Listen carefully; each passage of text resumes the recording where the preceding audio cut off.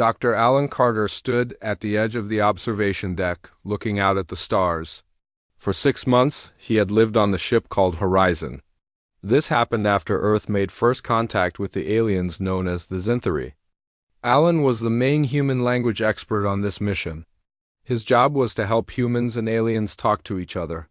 He never thought he would end up solving their problems too.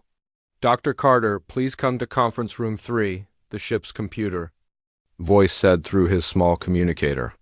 "The Xanthari ambassador is waiting for you," Alan sighed and fixed his glasses. The sudden meetings with Ambassador Kaleth were happening more and more in recent weeks. The Xanthari were very smart with math and building things, but they thought about problems in such a strict way that they often missed easy answers. When Alan got to the meeting room, Ambassador Kaleth was bent over a floating image display with 3 other Xanthari scholars. The aliens were tall and thin with skin that shined like rainbows in the low light. "Dr. Carter," Kaleth said, standing up to his full height of 9 feet, "we need your human way of thinking." The way Kaleth said human way of thinking made it sound both good and bad at the same time. The Xanthari respected how quickly humans had made new technology but found human thinking too random and hard to predict. "What's the problem, Ambassador?" Alan asked, walking toward the floating display. "We found something amazing," Kaleth explained, his voice buzzing with excitement. "A message from the old ruins on Proxima Centauri B. We think it's a math code from a civilization older than both of ours." Alan looked at the floating symbols, swirling patterns of light that seemed to move and change as he watched them.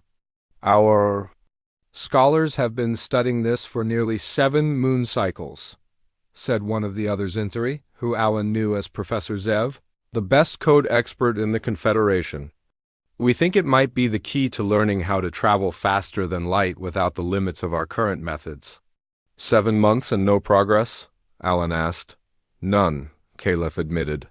"The patterns don't make sense even with our best analysis." "Tools." Alan studied the symbols, feeling strangely like he had seen something like this before. "Something about how the patterns turned and connected ... double quotes, may I?" he asked, pointing to the display controls. The Xanthari scholar stepped back, letting Alan use the controls. He moved the display around, looking closely at specific parts of the code. Then, almost without thinking, he pulled out his personal device and opened an app. "What are you doing?" Professor Zev asked, the ridge above his eyes wrinkling. "Just checking something," Alan said quietly, pointing his device at the floating display. The app on his screen flashed once, then began working on the image. The room went quiet as the Xanthari watched, their compound eyes blinking together in confusion. 3 seconds later, Alan's device made a small sound. "Got it," he said, looking up at the confused aliens. "It's not a math code at all. It's music." The silence in the room was complete. 4 pairs of compound Xanthari eyes stared at Alan with what he now knew was their look of disbelief. "Music?" Ambassador Kaleth finally said, saying the word like it was something strange. For the Xanthari, it almost was. The species heard sound differently than humans, feeling it as math patterns rather than emotional expressions. "Yes, music," Alan confirmed, looking down at his device. "This app is called Soundscape. It's made to change visual patterns into sound sequences. People use it for many things, from studying bird songs to making music from pictures of landscapes. A fun application?" Professor Zev's voice showed clear disapproval. "You solved in seconds with a ... game ... what our brightest minds couldn't figure out in 7 cycles?" Alan shrugged, trying not to look too pleased with himself. "Sometimes the simplest approach works best. Can I play it for you?" Without waiting for them to say yes, Alan tapped his device. A strange melody filled the room, a complex mix of tones that seemed to build on themselves in detailed layers, creating sounds that made the air itself vibrate in odd patterns. The effect on the Xanthari was immediate. Their rainbow skin began to pulse with waves of color blues and purples flowing across their bodies like liquid light. Alan had never seen them react this way to anything before. "It's causing a brain response," said Dr. Nari quietly. She was the Xanthari biology expert who had joined them. She held up her own scanning device. Our brains are connecting with the frequency patterns. Can you translate the rest of the message? Caliph asked, forgetting his usual formal manner in the excitement of discovery. Lone nodded. I think so. The app is analyzing it now, changing all the visual patterns into sound. As the translation continued, the music became more complex, building to a high point that sent visible waves across the Zinthari's skin. Inside the melody were math sequences, prime numbers, Fibonacci series, and then something more complex that even Alan couldn't immediately understand. Those final sequences. Professor Zev said, his voice unusually excited. They're describing space folding algorithms, theoretical wormhole stabilization methods that we've only just started to explore. Alan looked at his simple consumer app in amazement. So this ancient civilization figured out stable wormhole travel, and they put the instructions in music? Not just music, Caliph said, his voice full of respect. A universal language. One that speaks directly to the brain systems of different species. Brilliant. And your kind made entertainment software that can decode it, Dr. Nari added, studying. Alan with new interest. Perhaps we have underestimated human innovation.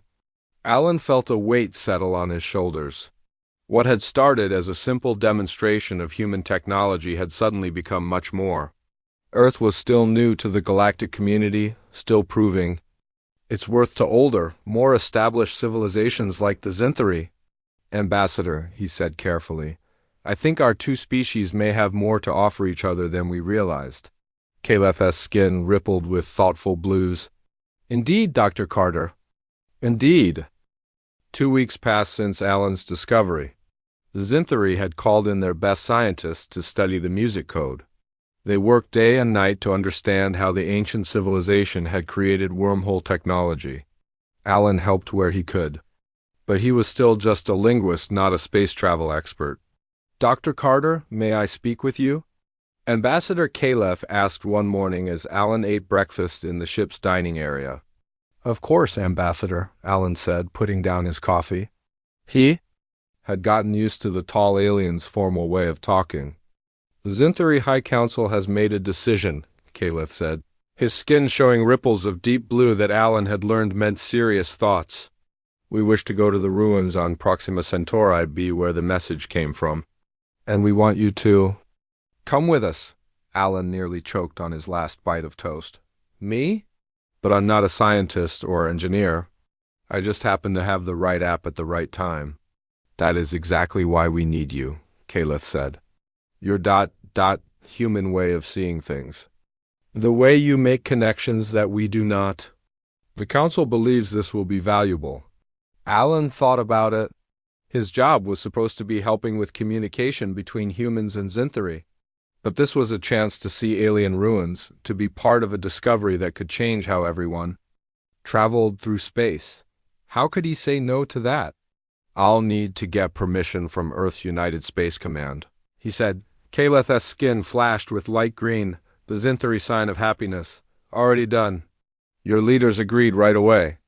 They are sending a human scientist to join us as well. 3 days later, Alan found himself on board the Zinthari science ship called the Seeker. It was much smaller than the diplomatic vessel, but built specifically for research missions. The inside looked strange to human eyes. The walls curved in odd ways, and the lighting pulsed gently in patterns that the Zinthari could read as information. Dr. Carter, it's an honor to meet you, said a woman's voice behind him. Alan turned to see a human woman with short brown hair and bright eyes full of excitement. I'm Dr. Susan Bell, quantum physicist. Earth sent me to help with the wormhole tech. Nice to meet you, Alan said, shaking her hand.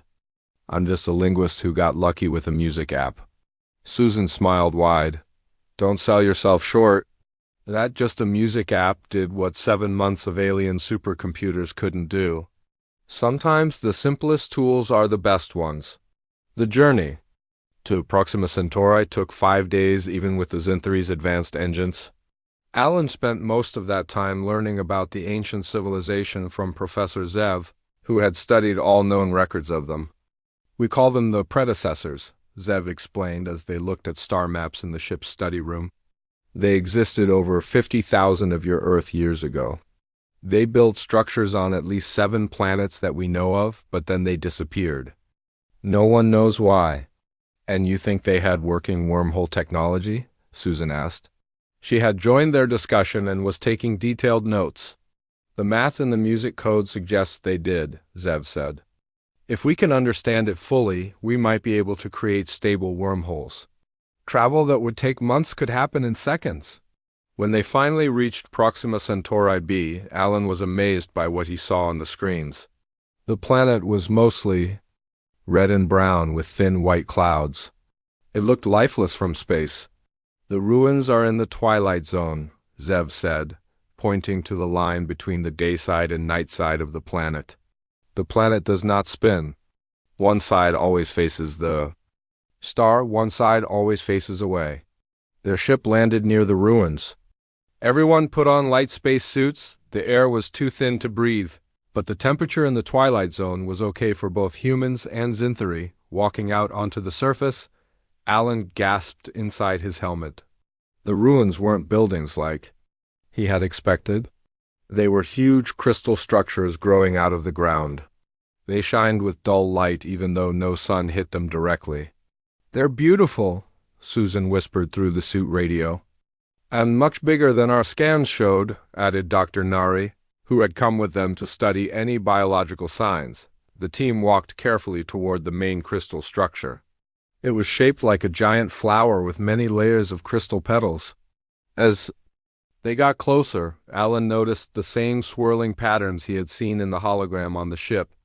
"The patterns are all over these structures," he said, taking out his device and opening the Soundscape app. "Let me try something." He pointed the device at the nearest crystal surface. The app began to analyze the patterns, and soon music came.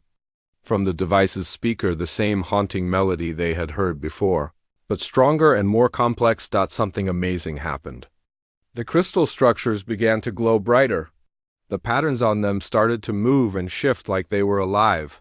"It's responding to the music," Susan said, her voice filled with wonder.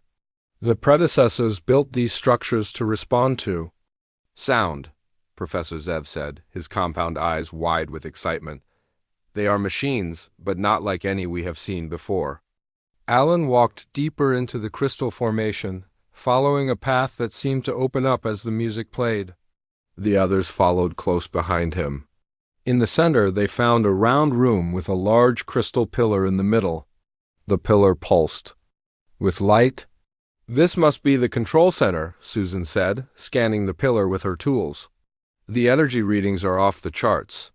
Alan's app was still playing the music. As a new part of the melody began, the crystal pillar suddenly shot a beam of light upward. The beam spread out into a dome over their heads, showing stars and galaxies, a map of space. "It's showing us wormhole paths," Susan said in amazement. "Look, these lines connecting star systems, they're stable wormhole routes." Ambassador Caleth stepped forward, his tall form casting long shadows in the crystal light. "The predecessors left us a gift, a new way to travel among the stars." "But how do we use it?" Alan asked. "The music shows the paths, but not how to create the wormholes." As if answering his question, the crystal pillar changed its display. New patterns formed in the light, showing what looked like engine designs and math formulas. "Construction plans," Professor Zev said, his voice barely a whisper. "They left us instructions to build wormhole generators." Susan was already recording everything with her equipment. This could take years to understand fully, but it's all here. The predecessors wanted someone to find this and use it. Alan felt strange standing there in the ancient alien structure. He was just a linguist who had downloaded a music app for fun. Now he had helped unlock secrets that might change how all species traveled through space. Why did they leave this for us to find? He asked no one in particular. Ambassador Caleth's skin rippled with thoughtful blue colors. Perhaps they saw potential in younger species. Perhaps they wanted us to grow and explore as they once did. As they continued to study the crystal control room, Alan couldn't help but think about how one simple human app had done what all the Zinthari technology couldn't do. Sometimes the best solutions were the simplest ones, and sometimes different ways of thinking were exactly what was needed to solve the hardest problems. 1 month passed since the team found the crystal control room on Proxima Centauri b. Both humans and Xanthari worked together to understand the wormhole technology. They set up a research base near the ruins. Alan stayed to help even though his job as a linguist wasn't needed as much anymore.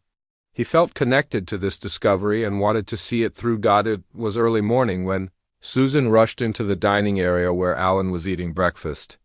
Her face was bright with excitement. "We did it!" she said, almost shouting. "We built a small working model of the wormhole generator."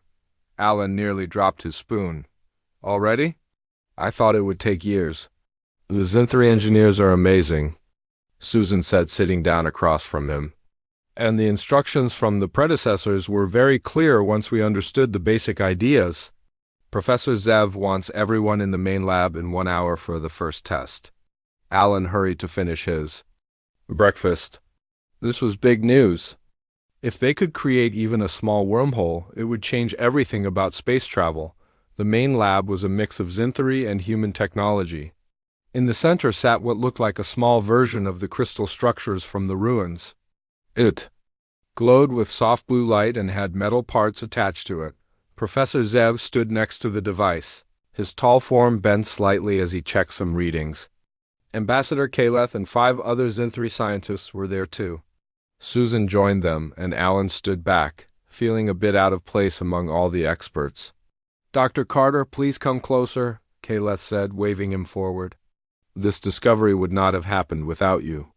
Alan walked up to the group, feeling proud but also strange.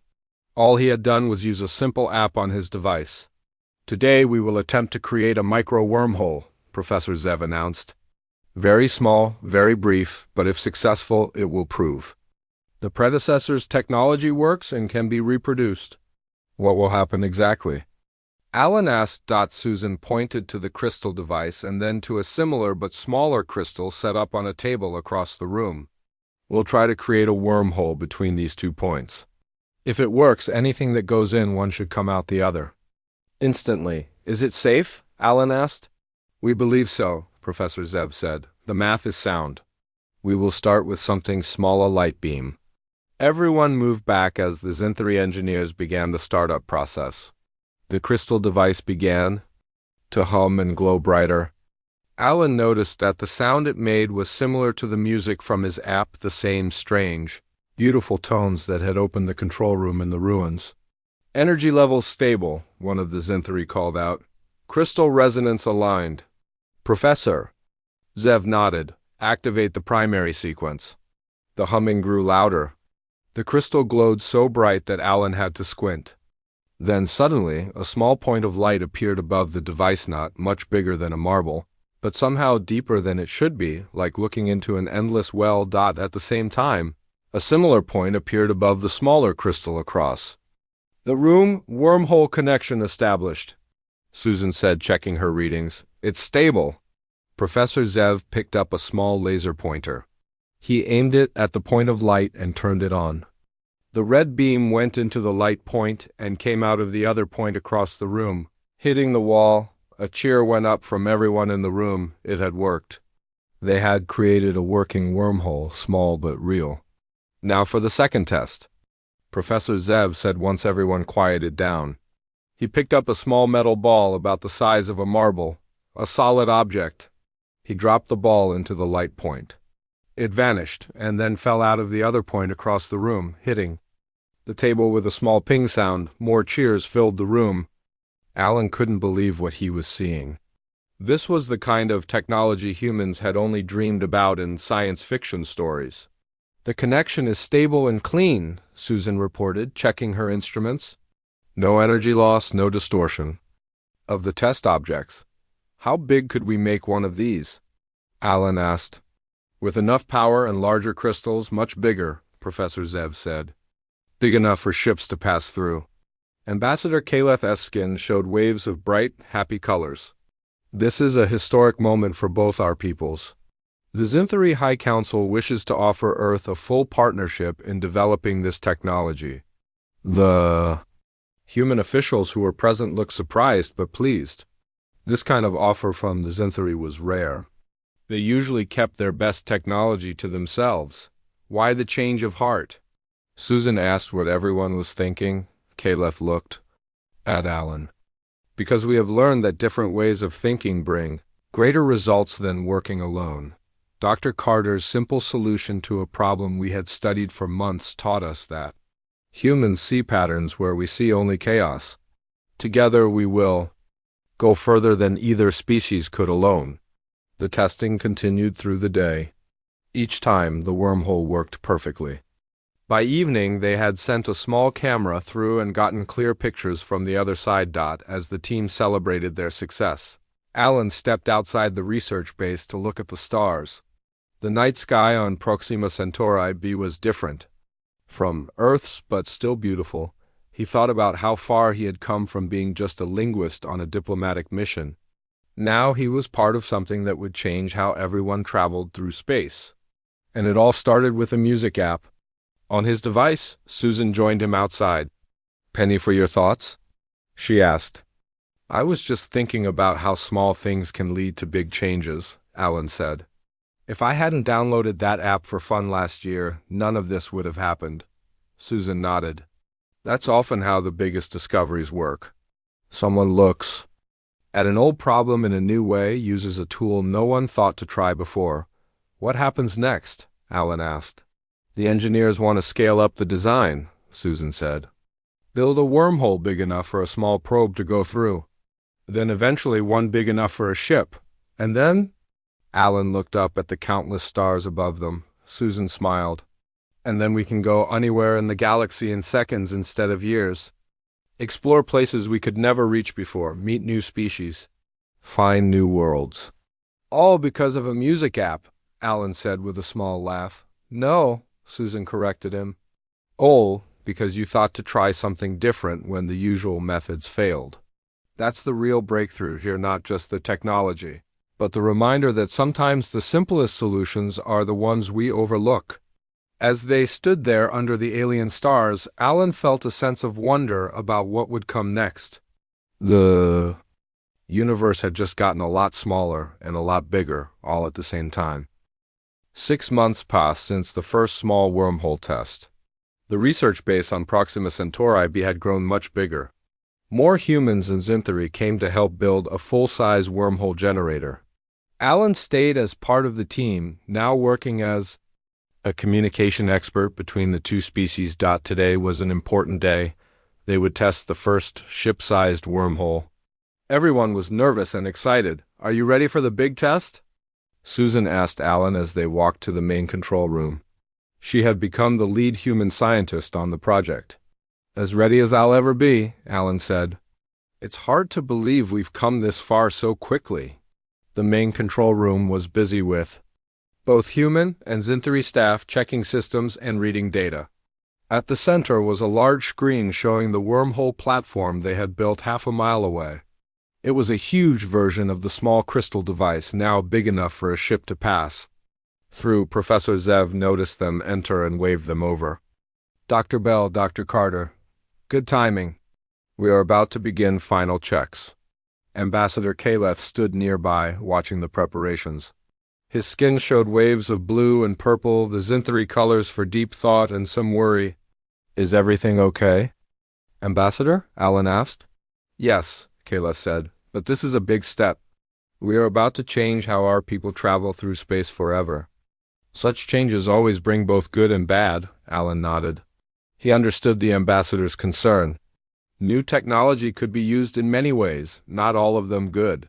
"That's why the partnership between our species is important," Alan said.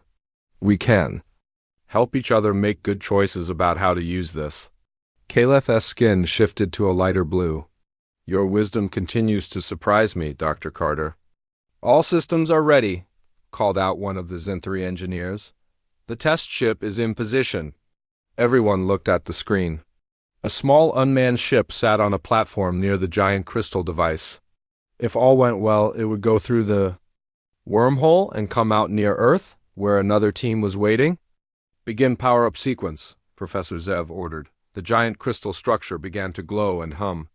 The sound was now familiar to Alan, the same music-like tones from his app, but much louder and stronger. The crystal glowed brighter and brighter, until it was hard to look at directly. "Power levels stable," reported a human engineer. "Crystal resonance at optimal frequency," Professor Zev nodded. "Initiate wormhole formation." The space above the crystal structure began to bend and twist.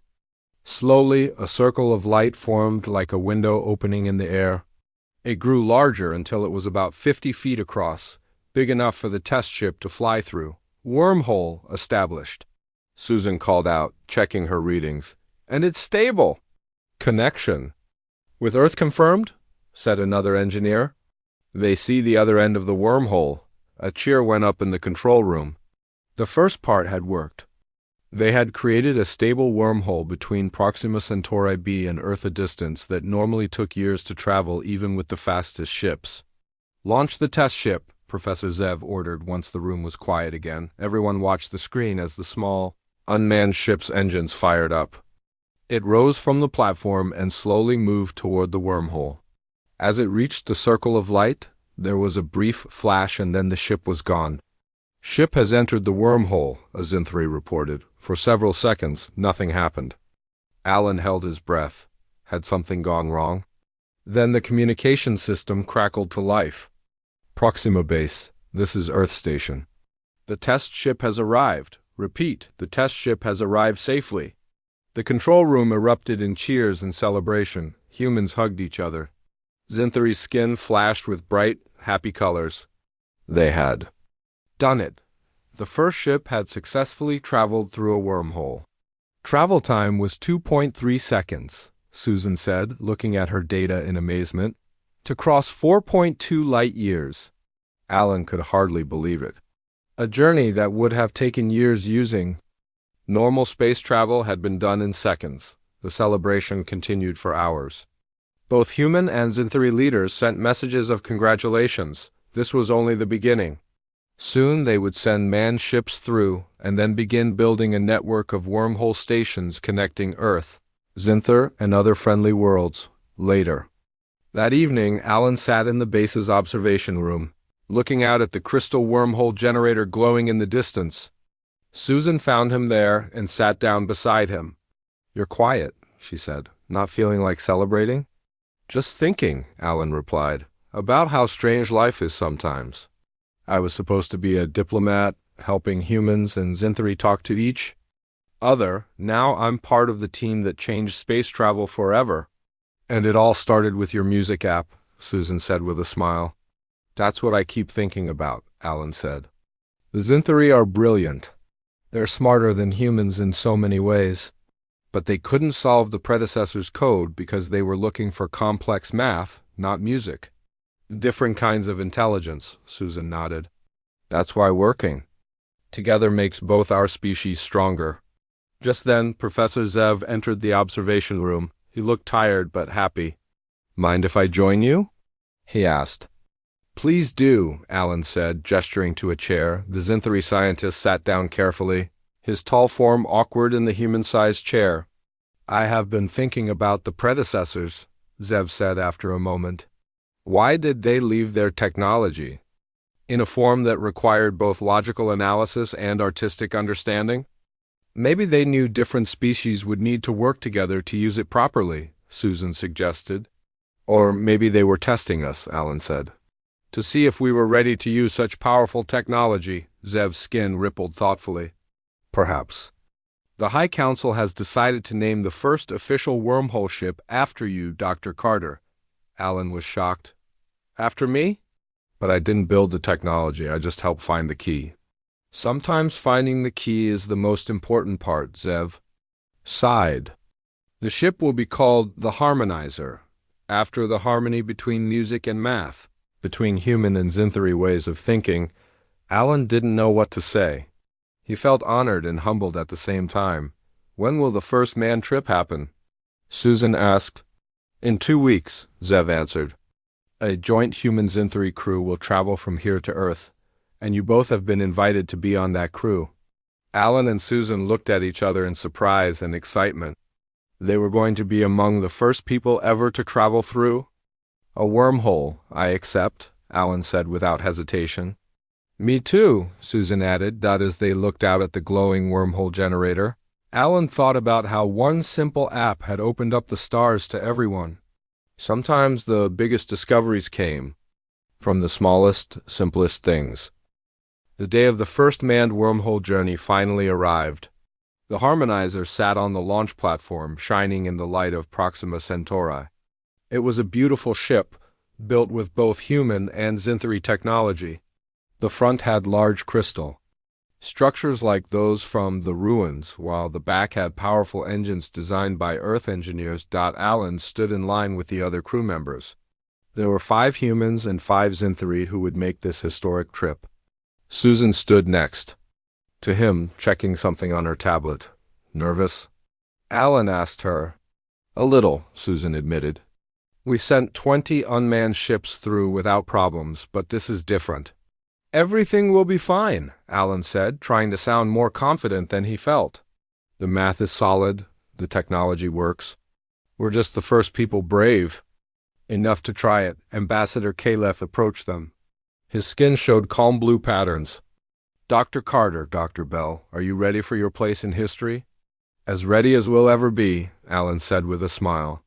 The High Council has asked me to give you this, Caleth said, handing Alan a small crystal shaped like a star. It is a symbol of friendship between our peoples. Please present it to your Earth leaders when we arrive. Alan took the crystal carefully.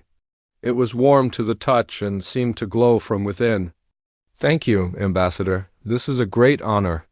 10 minutes to launch, came the announcement over the speakers. All crew please board now. They walked up the ramp into the Harmonizer.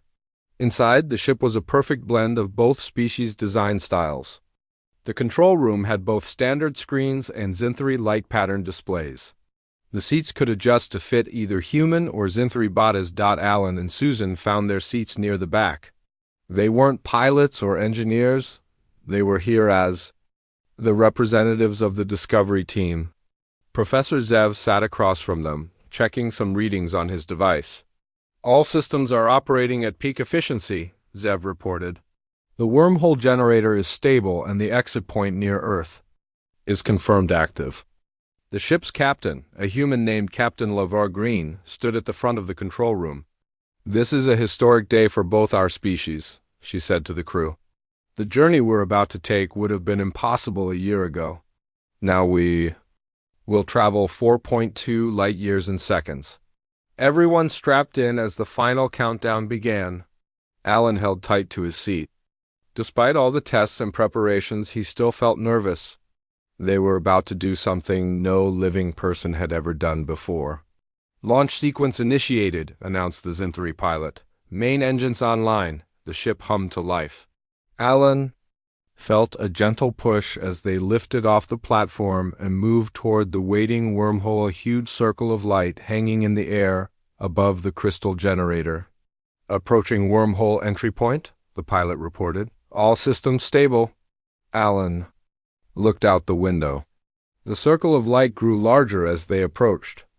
It wasn't just a flat circle, it seemed to have depth, like a tunnel leading somewhere far away. Wormhole entry in 5.4.2.go. The front of the ship touched the light. Alan felt a strange sensation, like his body was being gently stretched and then compressed again. There was a flash of colors he couldn't name. For a brief moment, he thought he could see the structure of space itself, like looking at the bones of the universe. Then it was over. The ship emerged from the other side of the wormhole. Through the windows, Alan could see Earth hanging in space, beautiful and blue.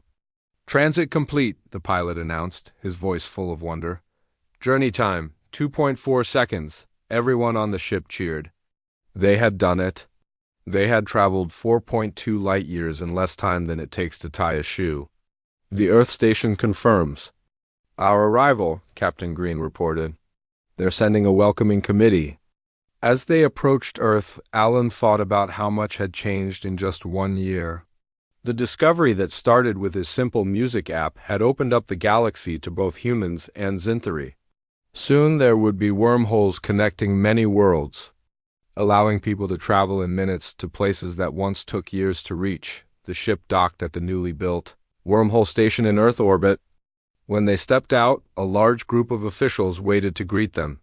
There were speeches and ceremonies celebrating the historic journey. Alan presented the crystal star from the Zinthari High Council to the Earth President, a symbol of friendship between our peoples, he explained, and a promise of a future where we explore the stars together. Later, at the celebration dinner, Susan found Alan standing by a window looking down at Earth. "Penny for your thoughts?" she asked, using her favorite phrase. "I was just thinking about the predecessors," Alan said. "What would they think if they could see us now? Using their technology, working together, reaching for the stars. I think they'd be proud," Susan said. "Maybe this is exactly what they hoped would happen when they left those ruins for us to find." Professor Zev joined them, holding a drink in his long fingers. "The High Council has approved the next phase of the project," he told them. "We will build a network of wormhole stations linking Earth, Zinthar, and 3 other friendly worlds." "That's wonderful news," Alan said. "And they want you to help design the network," Zev continued, looking at Alan. "They value your unique perspective." Alan smiled. He had come a long way from being just a linguist on a diplomatic mission. Now he was helping design a transportation network that would connect worlds across the galaxy. "I'd be honored," he said as the celebration continued around them. Alan thought about the simple music app still on his device. He took it out and opened the app, looking at its familiar interface. Such a small thing, yet it had changed everything. Young Zinthari scientist approached him curiously. "Is that the famous app that decoded the predecessor's message?" he asked. Ellen said, showing him the screen. "Want to see how it works?" As Alan demonstrated the app, he noticed other people gathering around to watch, both humans and Zinthari, working together, learning from each other. This, he thought, was perhaps the greatest discovery of all, that different ways of thinking, different kinds of intelligence could achieve more together than either could alone, and it had all started with a simple app that could turn patterns into music.